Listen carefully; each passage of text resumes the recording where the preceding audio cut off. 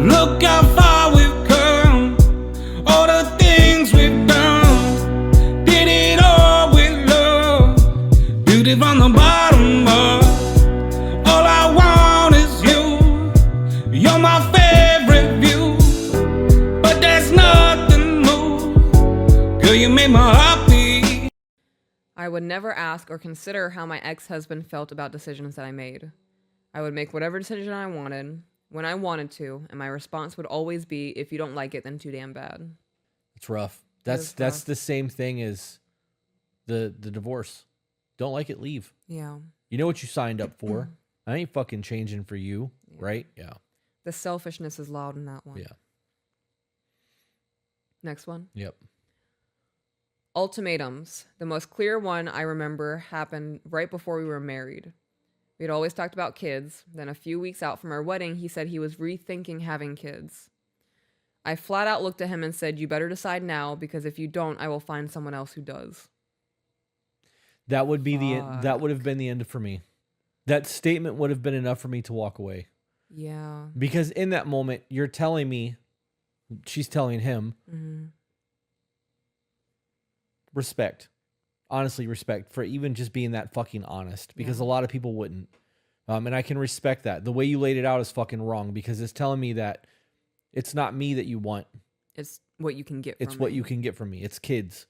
You're not looking at me as a husband and a long-term mate. You're looking for me to be able to mate.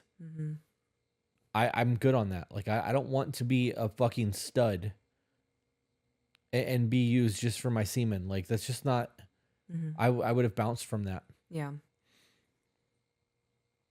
There wasn't even a, why do you feel that way? Right. What changed? Next one.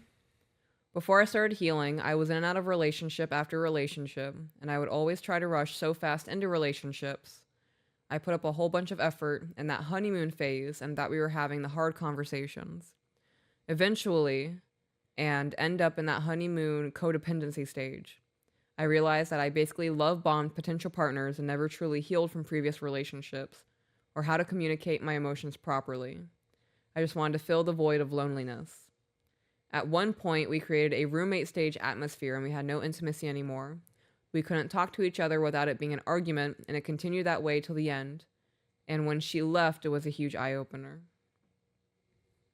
I would do that too, the love bombing. When I think about me love bombing people, I believe that was derived from my childhood trauma. What do you mean? Because it was a desperate grasp at, I'm going to give you everything you want right now so that you'll love me. And it was not maintainable for me to continue to pour out the way that I was at such an extreme rate. And now I know that that's called love bombing. I mean, not now, but right. I learned through my healing journey. Yeah, I actually don't think that is love bombing. No? No, I think that's trying to get the job. Okay.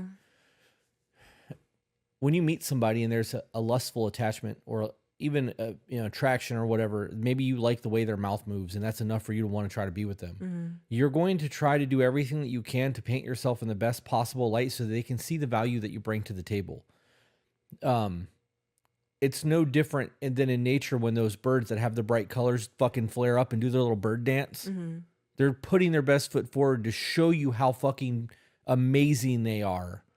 And to make you want to mate with them.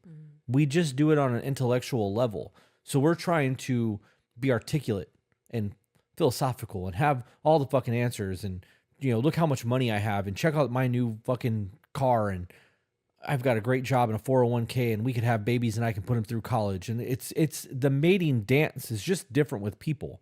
But I believe that situation that you described in the very beginning where you're just giving it everything you fucking have to show them that you're worthy of being loved is the bird dance. Yeah. That's how I view that. I understand that love bombing by definition is an actual manipulative tactic. Right. Because abuse normally follows after that. Yeah. But I don't think that just because somebody's showing you who they are and putting their best foot forward that it's automatically love bombing. I agree with that. I think that the love bombing thing is only applicable when it becomes abusive afterwards, because I still love bomb you. I made you.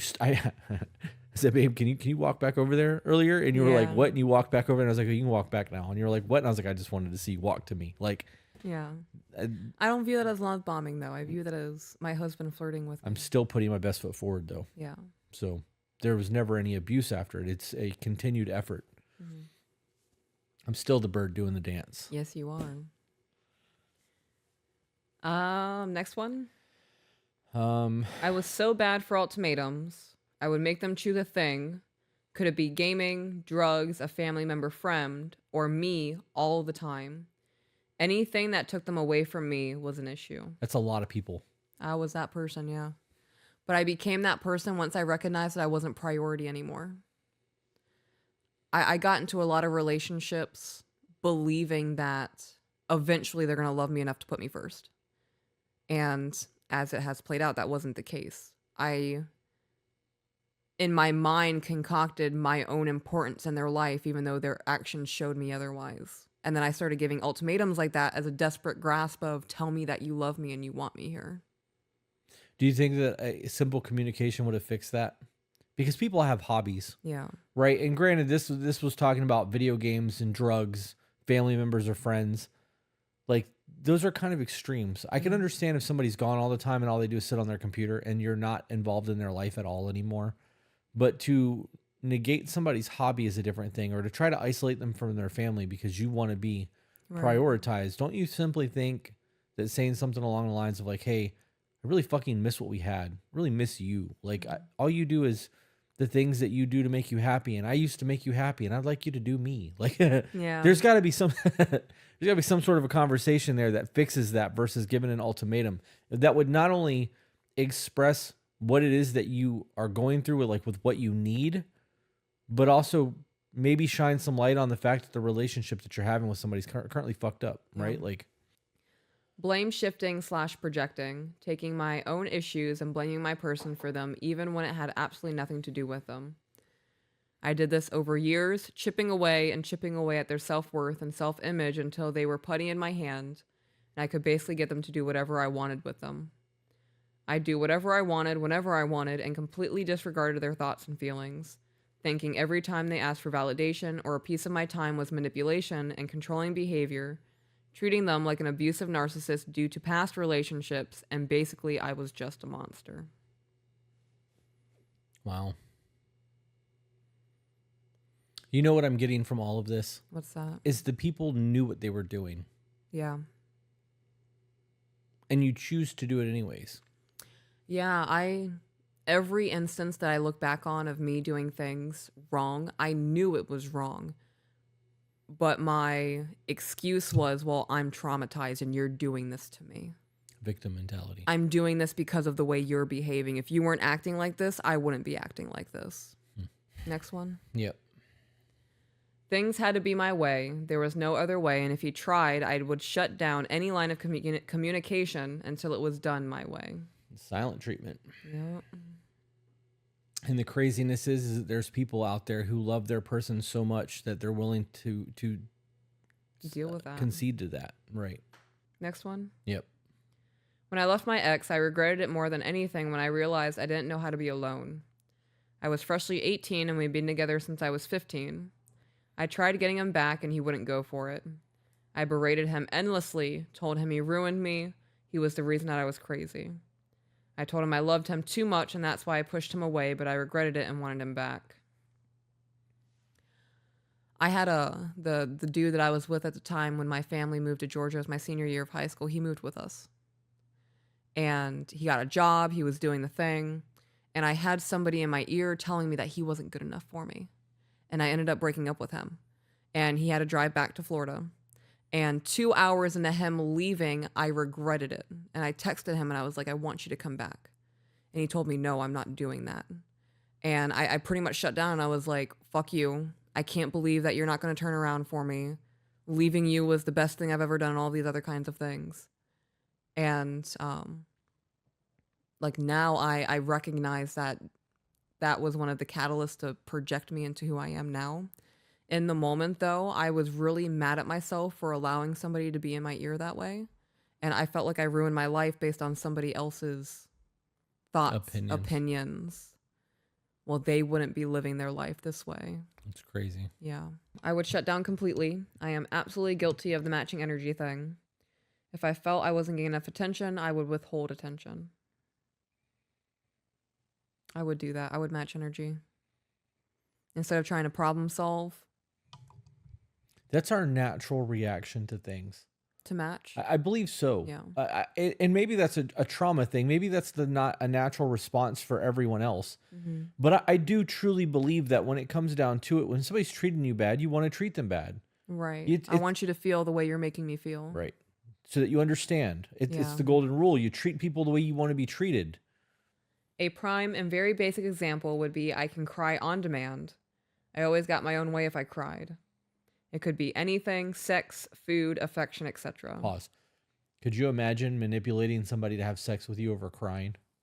No, I would feel absolutely pathetic. I would feel absolutely pathetic. I couldn't get you to want me any other way besides making you feel bad about it. I always played victim with the decent men. I always twisted my words and theirs. So if I wanted attention, I'd put the waterworks on. You don't think I'm attractive, you don't love me, and cry until they canceled every plan to make me happy. Ex-guy, I never treated that way. But when I started to sleep with someone else while sleeping with him, I would gaslight him if he tried to sleep with someone else. Crazy. Yeah. Next. I wonder how, for people who do that kind of shit, how does it feel when it doesn't work? Like if you're so used to that behavior getting you what you want, how does it make you feel when a dude finally is like, I've had this before. I'm not putting up with Fuck it. you. Yeah. Right? Because in reality, that whole I'm not attractive, you don't love me, and that crime manipulative shit, if you get somebody that's experienced that in the past, they're not going to do it again. Yeah. They're going to be like, no, you're right. I don't. You're not. Then what? Then them waterworks are real because your feelings are hurt. Yeah. Next one. Yeah. If I was using anyone for sex, I would absolutely love bomb the fuck out of them and treat them like shit to get them a fuck away from me. Fuck and Chuck situation. Do you want to know something I think about? I wouldn't say every day, but at least once a week. How many people that I have damaged? I know that I have done things to traumatize people. Right? And in speaking with the people that I have been with in relationships,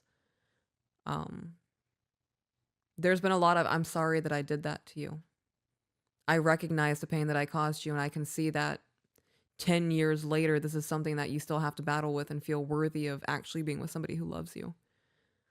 I couldn't imagine doing that. Love bombing someone so they would have sex with me and then treating them like shit so they would get away from me. Yeah. Yeah. I mean, I hate to say it, but that's a man tactic. Yeah. It's a little boy tactic. It's a teenage boy tactic. Yeah. Just trying to get off and moving on to the next thing. Yep. Next one is, I went to extreme lengths. I had 2 different phones so I would never get caught cheating. I didn't tell one boyfriend I'd move houses, etc. Oh my goodness. I had 2 different phones so I'd never get caught cheating. How would that work? Oh, I don't know. Like 2 iPhones under Maybe. the same account, so like it wouldn't work though. Why? Because your phone number's connected to both phones. So like text messages and shit would come through. Apps maybe. Yeah. I guess Like apps WhatsApp or would Kik, probably be the way, or Messenger. even Snapchat, just everything installed on one phone and not the Oh, other. yeah. Yeah, that's probably how that went. I remember I was maybe 16 or 17 at this time, and I was messaging 2 guys at one time, and I accidentally messaged one guy that I meant to text something to the other guy, and it was completely out of context. Yeah. I lied out of my ass to cover it up, and he believed it. Yeah, I did similar shit when I was a kid. Yeah. Handling like multiple text message conversations Yeah. at once. That's I gotta be honest. I think that's teenager shit. Yeah. Little kid shit. Yeah. Yeah. I will never forget the heart attack I had in that moment. Unreal. Yeah. Next one is, I never cheated, but I accused exes of it, even though I knew they weren't because I was bored and wanted drama. Holy shit. That's one of those how did that serve you situations. Yeah. Because that's not gonna work. Right. Like, you're going to find a man who's like, you know what? I'm not doing this. Get fucked. And what happens if that one dude, if that's the dude that you happen to be in love with? Yep. It's wild. Next one. If he upset me in any way, I would absolutely ruin the entire day. In an argument, I would get out of the vehicle and walk away no matter where we were, and he would have to chase me down. He chose to chase you down. Correct. I would have left your ass. I would do things like that too. It was that's something I learned at a very, very early age. That if you upset me, the whole day is ruined because of you. And that's narcissistic as fuck when you think about it. It is. It is. And, you know, as a child, I carried a lot of guilt. I carried that into adulthood, and that was just normal for me. That's how I believed we treated the people who upset us. Yeah. That's insane to think about.